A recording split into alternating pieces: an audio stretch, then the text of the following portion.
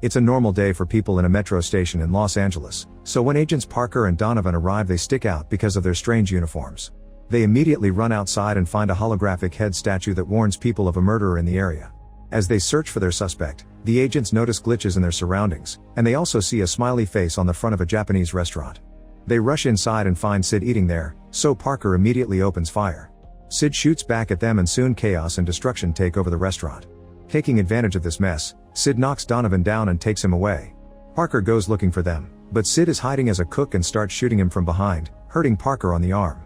After hiding behind a pillar until the fire stops, Parker comes out and shoots Sid in the shoulder, causing him to run away. Then Parker finds Donovan in the ice tray, bleeding and sizzling with electricity. Suddenly Sid ambushes him again and pushes him against the pillar before pressing into the Parker's wound, causing him to glitch until he disappears. Donovan's body also goes away as Sid instantly heals his own wound. At that moment it's revealed that the whole scene had been a simulation that went out of hand. Parker and Donovan are shaking in pain in their seats, so the scientists quickly disconnect them. It seems Parker is fine, but unfortunately Donovan dies from the side effects. The higher-ups scold the developer Daryl for the lack of a failsafe, but Daryl says someone has been messing with his software. Afterward, Parker is handcuffed to be sent back to prison. It turns out they use convicts to test this software and any participants get their sentences lowered. Parker is a former cop who is doing time for killing people during a case a few years ago. Before leaving, Parker tells Police Chief Billy that Sid cheated because electrocution wasn't supposed to be part of the available weapons. He wants to check the computer, but Daryl pushes him away and almost starts a fight before the guards take him away. When Parker returns to prison, security scans him and double-checks his mechanical arm. Then they open a different door from usual, and now Parker finds himself surrounded by prisoners in their cells insulting him for being a cop. A convict comes out and accuses Parker of getting Donovan killed before attacking him with a knife. A fight ensues and at first it seems they're equal, but soon Parker overpowers him and kills him in seconds. The cops have to come out and beat Parker to drag him away. Meanwhile Daryl speaks with Sid because it was he who altered the program to kill Donovan and now the higher-ups want to shut him down. Sid admits killing for real felt amazing and claims he can't change what he is, but he refuses to be shut down, so he makes a special plan with Daryl. The next day, criminal psychologist Madison visits Parker for his psychological evaluation. He says yesterday's kill was self-defense, and when Madison asks about the simulation, he explains he found Sid because of the smiley face on the building, which was a clue from the programmer. Madison also wants to talk about Grimes, the criminal who killed Parker's family and took his arm. Parker is in jail for killing him in revenge, but he promises he'll never kill like that again because his family is already dead. In the simulation room, technician Clyde is enjoying Sheila, an AI similar to Sid that offers adult fun times. Suddenly Daryl stops the program to make Clyde an offer. They could combine Clyde's nanotech android technology with Daryl's advanced AI programming to bring Sheila to life. Clyde loves the idea and leaves to set everything up, then Sid appears on the screen to play with Sheila. Daryl grabs Sid's character module and puts it inside Sheila's box before joining Clyde in his lab. Suddenly Clyde startles Daryl with a snake, but it's not real, it's made of nanotechnology. Clyde cuts its tail and they watch it regenerate in seconds by using glass. The only way to actually kill it is to remove the character module. Then Clyde puts Sid's module inside a blue liquid, thinking it's Sheila's. After a few minutes, the blue substance creates a weird egg and when it hatches, Sid comes out and immediately kills Clyde. Terrified, Daryl runs away, so Sid tests his new body. After a few moves, he cuts his finger, but it quickly grows back with the help of some glass. When the cops learn about what happened thanks to security cameras, Billy convinces the higher-ups that Parker is the only one who knows Sid well enough to capture him. They offer Parker a deal. If he catches Sid, he gets a pardon and his freedom, but he'll be tracked with a microchip implant so he can't run away. After the procedure is over, Parker is given back his badge and gun, but he isn't happy to learn Madison will come with along.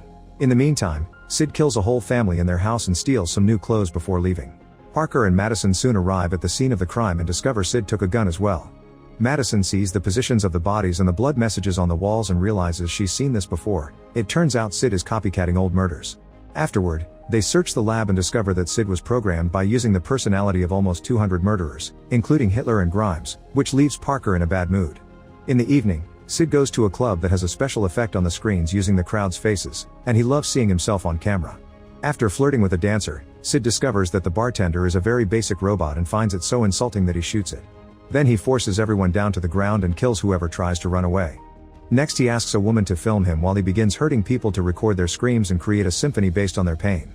Meanwhile Parker goes with Madison to her home to check on her daughter Karen. While Parker babysits the kid, Madison calls Billy to learn why Grimes took Parker's family if he was a political activist. It turns out Parker was learning too much about his plans, so Grimes kidnapped his family to throw him off.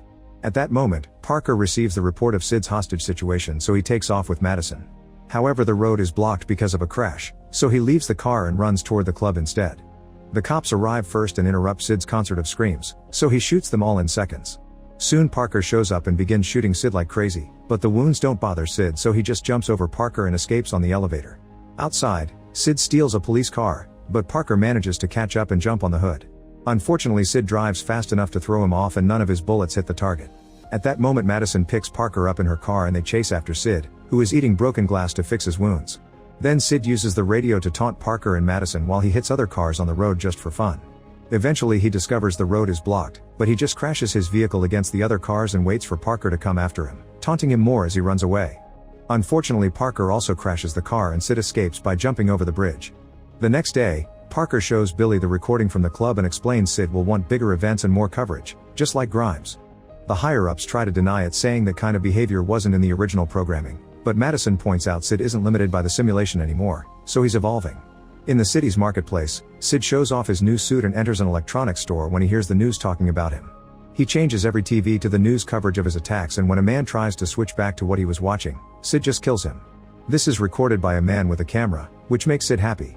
Then he notices what the dead guy had been watching and gets an idea. By the time Madison and Parker arrive, Sid is gone, but they get to see the recording. Parker notices what was on TV before Sid left and realizes he's probably at a wrestling match to get a huge live audience. In the auditorium, the crew in the control room has already been murdered. Sid joins the cheering crowd and tries to flirt with a woman, causing her boyfriend to attack him. Sid easily stops him and sends him flying to the floor, but the crowd thinks it's part of the show. Then Sid grabs the woman and calls Parker's name for the cameras, but when a guard tries to shoot him, Sid loses a hand stopping the bullet. After knocking the guard down, Sid jumps into the ring and enjoys the crowd's cheering. At that moment, Parker arrives, so Sid begins running away and a chase ensues. Sid manages to reach the train station and touches a train window to regenerate his hand, and by the time Parker shows up, Sid has grabbed another woman to use as a shield. Parker shoots anyway, but to his shock, the hostage falls dead while Sid escapes on the train.